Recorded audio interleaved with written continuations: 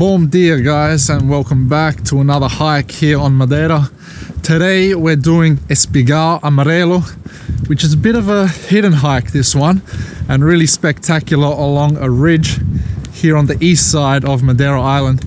It actually begins on the popular Vereda de Larano hike, and then we're going to take a detour up a secret little path and head along the ridge. We're going to end up in maybe Sao or Sao Lourenco. We'll see how far we can get along the ridge, but you'll be interested to see where this one starts and how we get up onto the ridge. So let's go.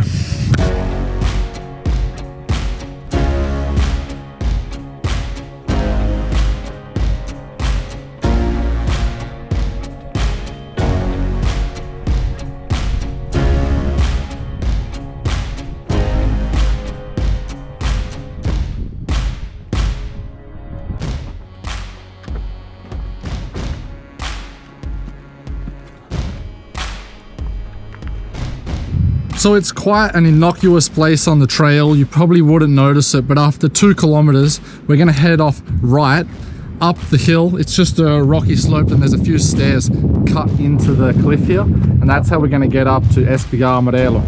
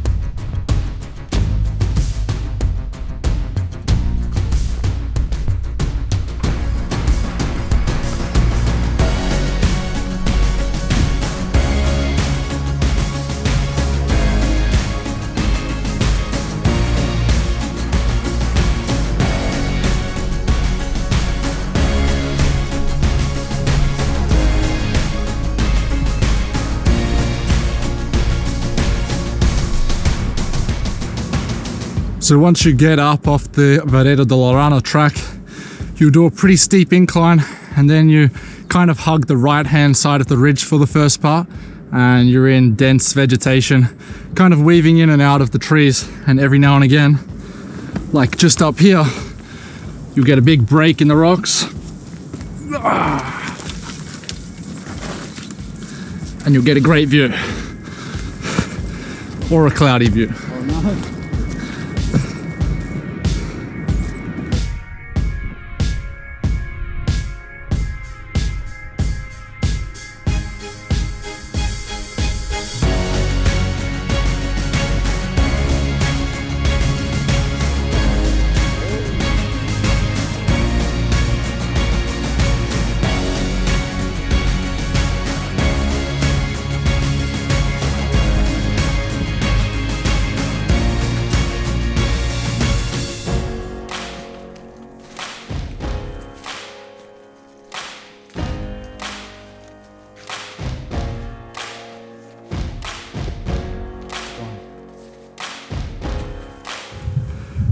Guys, this is the summit of Espigão Amarelo. As you can see, it isn't the highlight of the trail. This is one of those trails where we get to use that cliche quote, it's the journey, not the destination.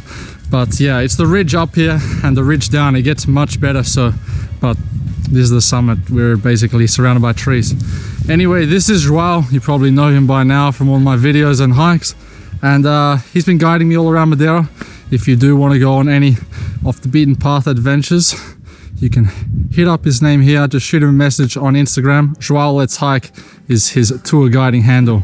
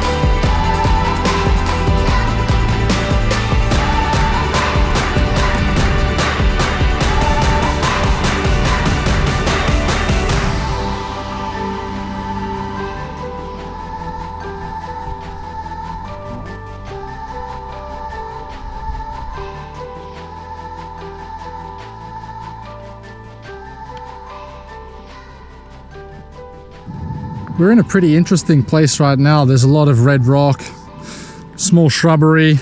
We should have a great view of the ocean, but unfortunately the clouds are filling up the view. We tried to avoid a cloudy day, but this is one of the cloudiest parts of the island. Even when Funchal is beautiful and sunny like it was this morning, you can still often encounter a sea of clouds here. So we've had some good patches today, which was great to see the view, but now we're getting a bit boxed in by the clouds. But we're in the section where we're kind of linking Vereda de Larano along all the way to Boca do Risco, and then that's the unknown from there. We're not quite sure how it's going to link up to the Sao Lourenco area. It's all part of the adventure.